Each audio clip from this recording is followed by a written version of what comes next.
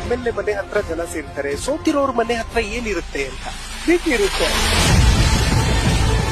ನೀರಿನ ಋಣ ಯಾವಾಗ ತೀರಿಸ್ತೀರಿ ನೀವು ಅಂತ. ನೆಕ್ಸ್ಟ್ 2028ರಲ್ಲಿ ಋಣ ತೀರ್ಸಕ್ಕೆ ಎಲ್ಲ ಕಾತ್ಕೊಂಡಿದ್ದಾರೆ. ಒಂದು ಇಂಡಿಪೆಂಡೆಂಟ್ ಕ್ಯಾಂಡಿಡೇಟ್ ಅಲ್ಲಿ ಒಂದು 50,000 ವೋಟ್ ತೆಗೆಯೋದು ಅಷ್ಟು ಸಲೀಸಲ್ಲ ಸರ್. ಮನೆಗಿಂತ ಹೆಚ್ಚಾಗಿ ಜನರ ಜೊತೆ ಇರೋದೇ ಅವ್ರು ಖುಷಿ ತರ್ತಾ ಇತ್ತು. ಮಾಲೂರು ತಾಲೂಕಲ್ಲಿ ಕೂಡ ಇವತ್ತಷ್ಟೇ ನನಗಿಂತ ಹೆಚ್ಚಾಗಿ ನಮ್ಮ ಮನೆಯವ್ರಿಗೆ ಪ್ರೀತಿ ಮಾಡ್ತಾರೆ ಜನ. ಮಾಲೂರು ಅಂದಿದ ತಕ್ಷಣ ಧೂಳು, ಕಲ್ಲು, ಮುಳ್ಳು, ಪ್ರೆಷರ್ ಇದಾವೆ. ಯಾರು ನಡೆಸ್ತಾ ಇದಾರೋ ಅವರು ಅತ್ಯುತ್ತಮವಾಗಿ ನಡೆಸಂತದ್ ಮಾಡ್ಬೇಕು.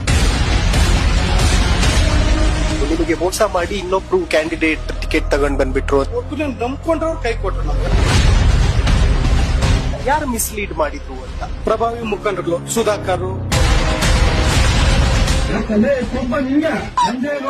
ಅವ್ರ ಅಪ್ಪನ ಕೊಟ್ಟಿದ್ದಾನ.